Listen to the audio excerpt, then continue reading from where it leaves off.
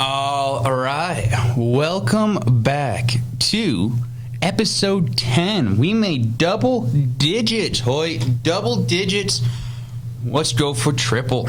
Let's do this. It's gonna be a while since we have legit jobs in real lives, but we'll get there eventually. Yes. What are we doing again? We're doing the podcast. The podcast. I forget sometimes. This episode is a good one. It's entitled The Wars. Now, we kind of talked about how, depending on the era you're in, the war that's the war might change, but we're in the Roman Republic era. Oh, so we're not talking about the penny wars. No. Okay. We're talking about, well, it could have been penny wars because a lot of money changed hands, but hey, light bulb idea. But no, we're talking about the Punic Wars, Carthage versus Rome. Changing history, showing Rome's true power, and literally eliminating a civilization from the earth. Pretty much. I mean, these were two heavyweights going at it. I mean, this is going to be a very fun episode. We don't really talk about a whole lot of wars, so I'm excited for this. Yeah, so when you are talking about two teams, two major civilizations going against each other, we should probably have some background info on the one we're not so familiar with. So Carthage. It's a city in northern Africa. Today, it's Tunisia. Tunisia, there we go. I was trying to pronounce it. Mm-hmm. And back then, they were started by the Phoenicians. Remember, the Phoenicians were a sailing civilization, and they were top of the line. They knew how to sail. They were really, really good. They basically controlled the Mediterranean Sea well before Greece ever tried or Rome ever did. So the Phoenicians had a great stepping point.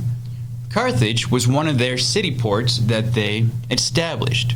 As the Phoenicians started to fall, Carthage started to become more and more important because of their harbor. They had this beautiful harbor that they made where it could hold hundreds of boats, like merchant boats, and more importantly, warships. Because they had like the top of the line warship technology, they could just sail faster, stronger, sink other ships way easier. So they had this beautiful harbor that basically was the only entrance in and out of the city. It was this mecca of sailing, so to speak. Yeah, and I mean, that harbor was kind of fortified with this huge wall basically protecting the city as well. In fact, a series of walls. So, I mean, it was not only just impenetrable, but just the view of it coming in would have been amazing. It would have been kind of like opening the gates and just walking through, and you're just seeing these huge pillars, buildings, ships. Basically, you're walking into a very luxurious place because Carthage was extremely rich because of all that trading. If they controlled the Mediterranean Sea, they controlled most of North Africa, and they even were controlling parts of Spain. So they were where you traded. The money was going through them, so to speak. And for our students out there that have been paying attention the whole time, if you thought the Athenians were rich and you thought the Athenians had the greatest navy, you might want to pay attention to Carthage here because they are competitors. Yeah, because were big in trading. They had the best navy at this time, and they were more advanced than everyone else too. That's the key part. Because Rome, we're in the Republic, not the Empire. So that's the key thing to remember. Rome's still growing at this point. Yes, and they're very much land-based at this point still. Very much.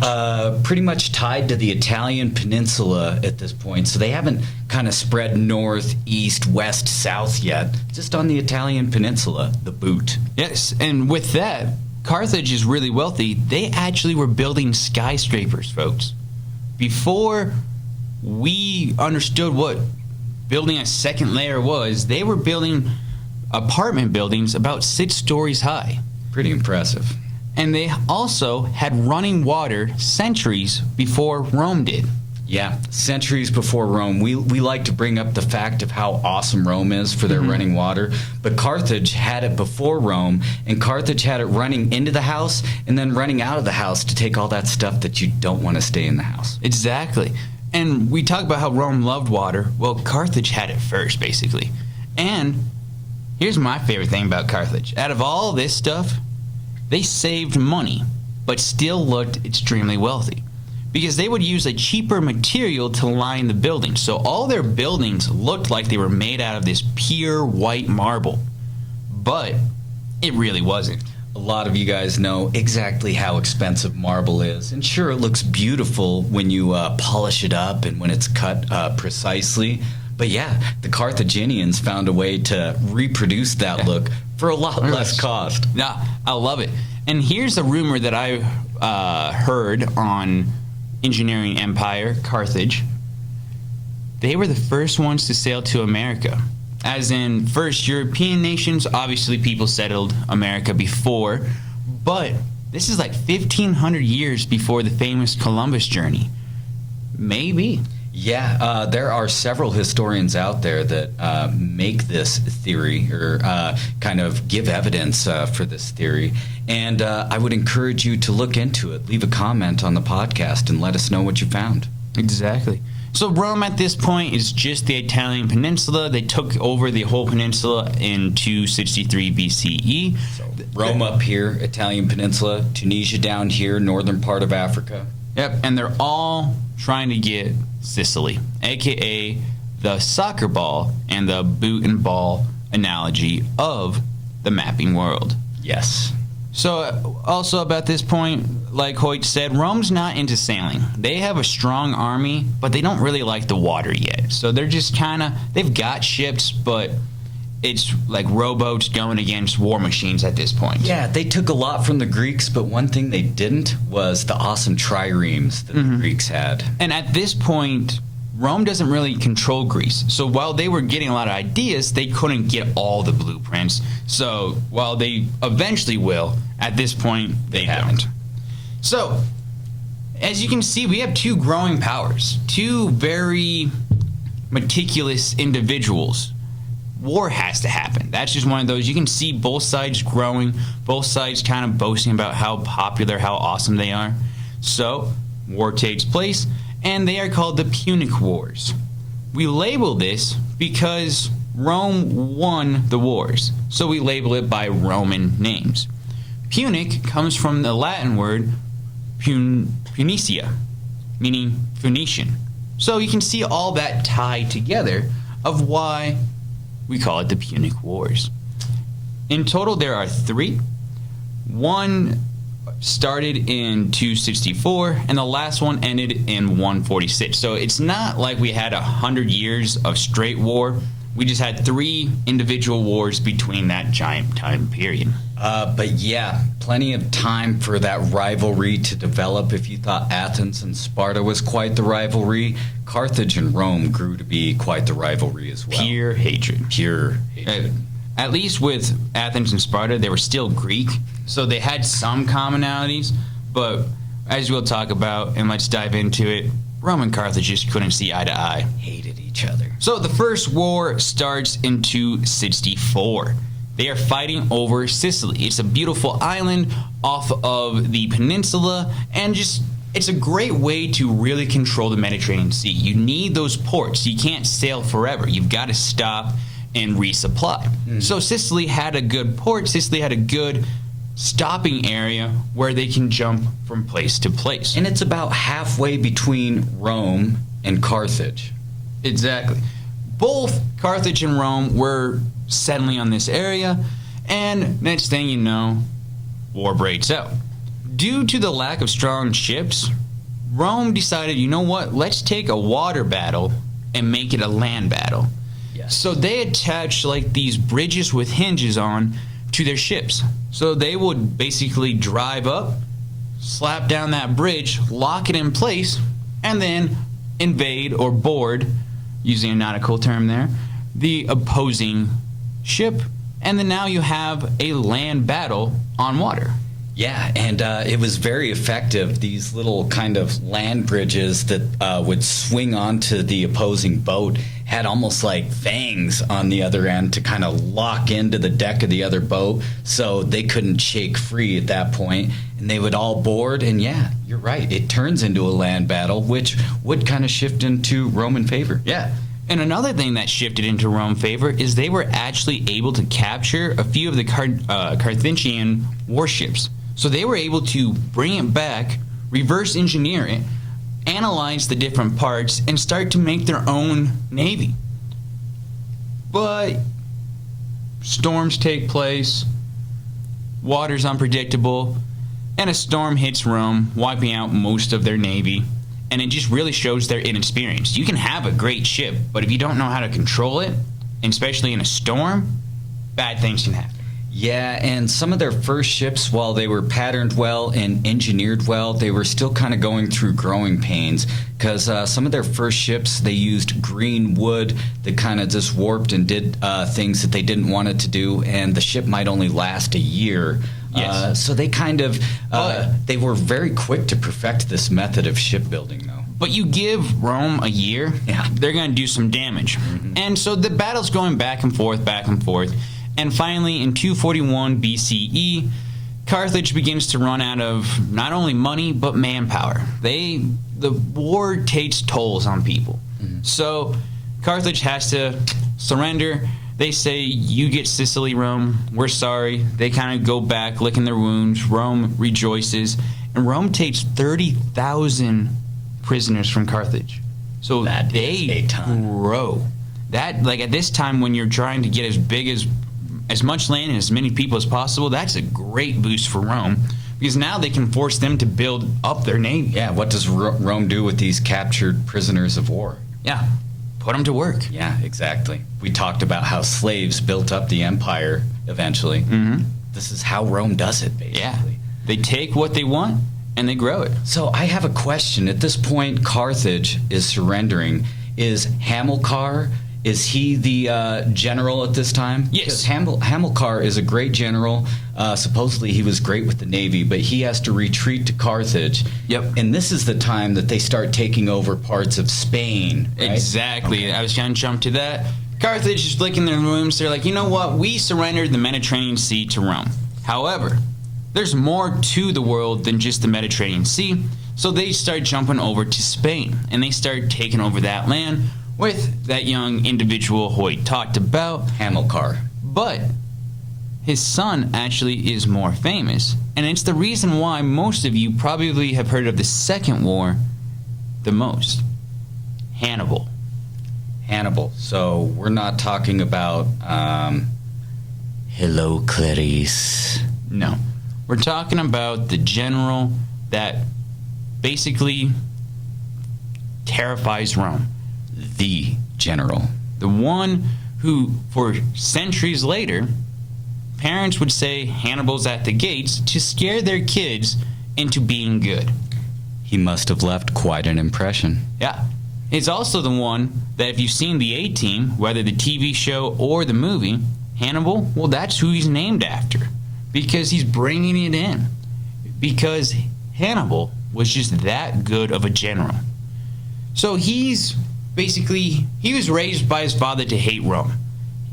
He was taking over a lot of Spanish area, and it was just always, we got to get Rome back. We got to get Rome back. Rome is awful. We don't like Rome. And fair, because Rome was kind of bullying Carthage. It was making them pay big taxes, and they did win the war, so that kind of boosts Rome there too. So in Spain, Hannibal's commanding 40,000 soldiers, so a lot of people, about 8,000 horses, and my favorite part, 37 war elephants. War elephants. I love this. Oh, he had war elephants. Now remember, when the biggest thing is someone riding a horse, and then you just see an elephant come charging into battle, I would have loved to not be in the battle, but just kind of be like a shadowy figure watching that, because that would have been terrifying, or riding on it would have just been completely awesome. Yes. So if you can picture Carthage at this point, has all of North Africa on lock pretty much. Yep. And then kind of extending past the Pillars of Hercules, kind of toward that eastern or western coast of Africa as well. So they were able to get these war elephants from a little further south in Africa. Yeah, they traded with different partners. They had a lot of allies in the African continent. But in 218, Hannibal decides, you know what? Rome's too big. Rome's too powerful. They need to be cut down to size. So when you think about attacking Rome, it's always been from the south or from east and west because that makes sense. You just sail across, boom, there. To the north, you have these giant mountains, the Alps. Like, you can't just take your army across the Alps by walking through them. Very dangerous passages, very cold weather, just you don't do it. Yeah, natural barrier is going to keep many people from attacking from that direction. So what does Hannibal do? He says, bring it on, and he goes through the Alps.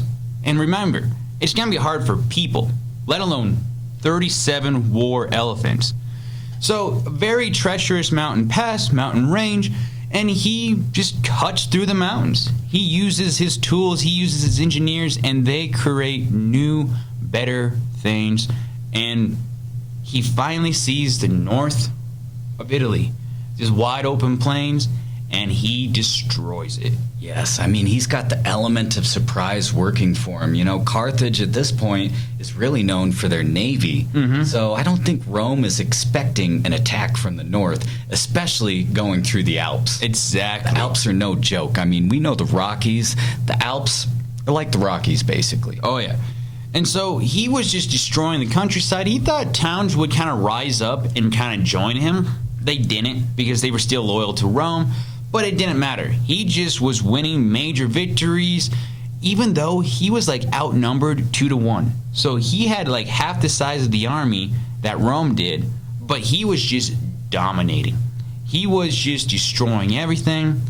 And he even surrounded the Roman army at the Battle of Cannae? I don't know. Cannae? I'm not on the dock. Sorry. Whatever. So he surrounds this area, killing about 50 to 80,000 Romans. So up to this point, that's the bloodiest battle in history. And for many, many years after, it was as well. I've heard it pronounced Cannae. I'm sorry. Cannae? All right. So Rome is humiliated. No one does this to Rome. So they have to change their strategy. They abandon North Italy. They're like, fine. It's a losing battle. We're just going to leave it alone. So they decide to send their own invasion to Carthage. They're like, Hannibal, take north of Italy. You can have it. We're going to go take your home city. Yeah, it was actually too hard for them to defend all these cities that they're not used to having to defend in the north. And they're like, all right, you know, we're going to just get you on your heels at this point. We're going to go attack you at home. And so that means Hannibal has to leave. He gets that phone call saying, get your butt back home, we need you. So he has to leave North Italy at this point, allowing those cities to rebuild, to kind of give Rome that breath of fresh air. They took their foot off the pedal, and that basically gave Rome the chance.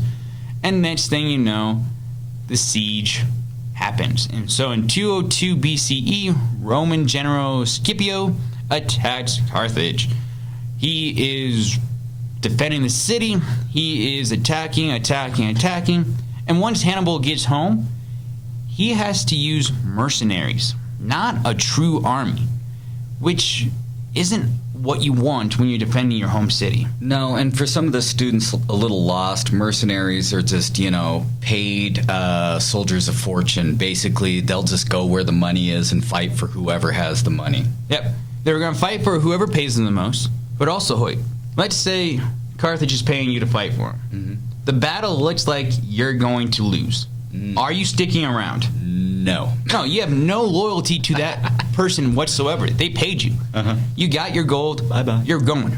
And so that's where Hannibal had the troubles. He no longer had his soldiers. He had mercenaries, and they were defeated. Rome's trained soldiers, trained military, they were on land where Rome loves to be, and they set it up. Now, a few years have passed. It's now 149 BCE. Rome is still having that grudge. They're like, how dare Carthage attack us after we attacked them? How dare Carthage just burn down the city site after we basically did the same thing to them? How dare Hannibal think he can attack us from the north? So for years, Romans were angry. One senator was, after every speech he gave, he talked about, we need to burn down Carthage. We need to destroy the Carthaginians. And it was just constant, we don't like them. Yeah. And so, after a while, people start listening to them, and they're like, let's get Carthage. So Rome attacks. It's a very bloody, the war lasts for a while, and everyone comes to work. People who haven't worked in blacksmithing, people who haven't been in the army in years, are now relighting that forge. They are starting to like, let's get Carthage. There's like a big rallying point. Did you? Well, I think in Carthage a similar thing was going on too, because Carthage, after the Second Punic War, basically was supposed to demilitarize. They couldn't even defend themselves. They couldn't declare war on anybody without the permission of Rome. They had receded all their lands, so they weren't really ready to fight either. So on the Carthage side, they kind of had to like do the same thing. Everyone coming out of retirement, creating a bunch of weapons, and that hatred still exists between Carthage and Rome. Yeah. So the dinner bell's ringing. Everyone's got to come in. We're calling all favors are being called in. So the siege starts in about 146 BCE. So basically, Rome has the city surrounded, and obviously there's fighting going on, but it's that waiting game. Who's going to fold first? Who's going to say we can no longer survive in the city versus it's not worth our time and money? And Carthage falls. Rome finally breaks through those walls, and they take their grudges out, killing a lot of people, basically destroying the city. Yeah, for days they're just going through killing everybody in sight, and that's not even enough, because what do they do after they try to kill everybody in sight? I was just going to talk about the population, and then you're talking about the rumor that's actually not true, I think. Which I was going to talk about the fires that were set after they killed everybody that they could. Okay, so their population went from 500,000 in the city to 50,000. Wow, 500,000 to 50,000. Yeah, it dropped big time. And then, as you were talking about, they just lit fires. We gotta just make this no more. They don't want a city of Carthage ever to come back. They want to solidify their power of we're the best. Bow down to us. And that's the point of this war for the Romans. They want to wipe Carthage off the map, literally. Yeah. Not just to take all their power, but just wipe them off the map, which they pretty much do. And now, some of you might be talking about, why haven't you mentioned salting the earth? Because that actually didn't happen. A rumor has it that when Rome finally destroyed Carthage, they salted the earth to make the land basically useless. You can no longer grow plants, crops, all that stuff. But think about it. We're in 146 BCE. You need farmland to feed. Rome's growing. The population of Rome is getting big. You need food. You can't grow enough food inside the city walls. You can't even really grow food inside the city walls. So they need farmers. They need people to take over the land. So salting the earth, while that's a cool story to say how evil, how vengeful the Romans were, did not happen because it would not have made sense. And Rome's too smart. They're going to put that land to good use. Oh, yeah. They're going to turn that into another Roman city. Yeah, you destroy the city. That's Roman.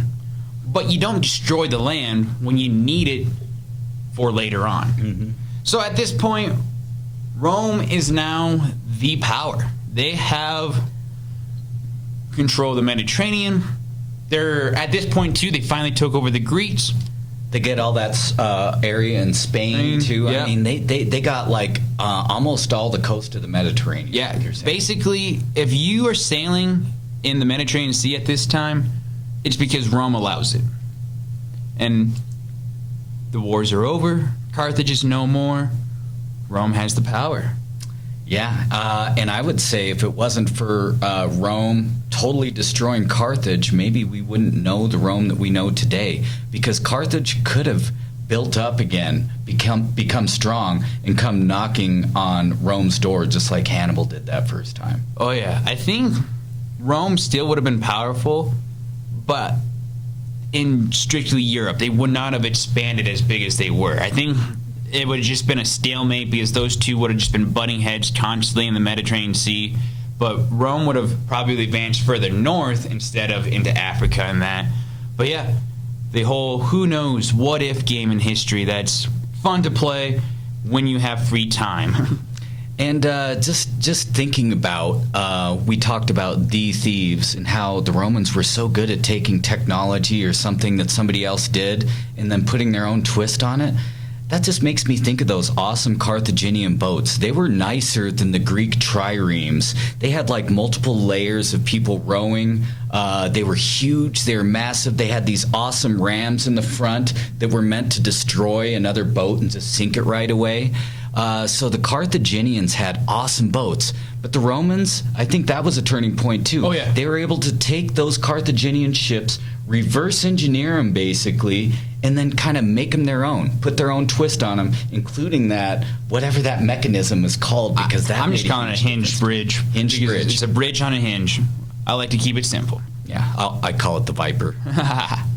With that being said, Hoit, sounds like you've got a couple words for me to spell. Yeah, I gave Langle some impossible words last time. Impossible words. Words that I barely know how to spell. I have to constantly check the spelling on them. So today, I'm gonna throw a trick in there. But these are words that I think that Langle will get. We use them a lot of time in history as teachers. So, are you ready for this? It's time for Spelling with Langle. Okay, we'll start with the easier one. We tell our kids to do it all the time. You gotta break it down. The first word is analysis. Oh, so, side story. Lexi, you're going to like this, Lexi Cudell, because I could not speak one day. One day, 3 years ago, I, for some reason, thought present was presentate. All day long. Not a single kid corrected me. So, now, a lot of kids say presentate instead of present, and that drives Mrs. Cudell crazy, which rightfully so. Analysis, I like to use annihilation. Yeah, I've heard you say another word like analysize. I don't even remember. But yeah, it it's is one a of those similar where I word. always type out analyzation or analyzation or something like that. Well, it's not even a real word because I can't even pronounce it, meaning analysis, but I'm just trying to do that verb of analyze. So, Analyzation, I think, is yeah, what analyzation. you say. Yep. So, let's go with the real word, Analysis. analysis. ANALYSIS. Boom. There we go. Boom. Now, Is this the... no. No? Yeah! All right, Langle on a comeback. Also, I have to write that so much. Yes. In all my papers. Look at this analysis. This historian analyzed this, and I'm like, oh my goodness. So I knew that word. The minute you said analysis, I'm like, yes, I can spell it. Always trying to help a friend out. And that's a good one for our students to know how to spell. Analysis. But All right. also know the meaning of that word. Break it down. Break it Take a down. magnifying glass to it. Analyze it. Or, analyzate it. I don't know. You can make up words around analysis. Sometimes Langle gets creative with his words, and we all love it because... Though Mrs. Cardell did say rememorize. Rememorize. And I'm like, I'm going to use that because you do have to remember and memorize some stuff in history. Yeah, kill two birds with one stone. Okay, you ready for another one? Oh. This one's a little tough. I don't know if we have time. I think we got to end it now. Oh yeah, he wants to quit while he's ahead. All right, one more. We got just enough time for one more and homework. All right. He was slumping, but now he's making a comeback. Here we go. The next word has some ties to analysis, and sometimes we like to provide a brief overview in history. This word is synopsis. Synopsis. All right, I have an idea, not 100% confident enough to go with this one spelling without too much thinking. Okay, But I'm going to give him a hint. It starts with an S. I did figure that one out. I did flip a coin, C or S, but I'm like, you know what? It sounds like an S to me. All right, synopsis. SYNOPSIS. Synopsis. Boom! And that's how Langle does it. 2 for 2 today. Is that a record? I don't think it's a record. He's gone 2 for 2 before. When we did Wednesday and Pharaoh, he got both of those, which Pharaoh is always tricky. I think if we look... He taught me a good lesson, a good trick for Pharaoh. I honestly think it's rather I get both or get neither. I think that's how the pattern's been going so far. All right, so now we got homework. All right, it's time to wrap her up. You are correct. This has been a great episode. I love hearing about those civilizations that are the rivals. All right, I love Rome. Rome's my favorite civilization. It is the greatest civilization of all time. Prove me wrong. But when we look at Carthage, they did some cool stuff. So, one thing I would like them to analyze, bring out your analysis of Hannibal. Just why was he so famous? Why is he worth studying? We talked about it a little bit, but bring out some more. Give us some of that more information. Yes, please do that, because Hannibal is a very interesting guy, arguably the greatest military leader of all time. I think we'll throw another one at you. I actually have one. Yeah. Who was the better military leader, Hannibal or Caesar? Because we were talking. Let's throw in Alexander the Great. Okay, we'll throw in Alexander. You got three choices: Caesar, Alexander, or Hannibal. And three great choices. Absolutely. Who's number one? So you didn't get to hear a lot of the individual stories about Hannibal, so you might want to check out a little bit about Hannibal before you make your decision. Like Langle said, do a little analysis, dive in, see what made Hannibal so great, and then you can see, is he greater than Alexander? Is he greater than Caesar? You decide. And with that, I think if I pull up my trusty document... While we're waiting for our words of wisdom, I just want to give somebody a shout out. Team Odell, I'll just say. They are killing it with the Easter eggs, but there was still one Easter egg out there. The idiom that I so cleverly hid. You guys found a million idioms that we unintentionally put in there, but there's one that has specifically to do with what we're learning, namely the Greeks. So if anybody can find that, awesome. But if you are curious about where to find the Easter egg or want a clue, look in the description of the video. Yep, I usually throw in a little hint there. All right.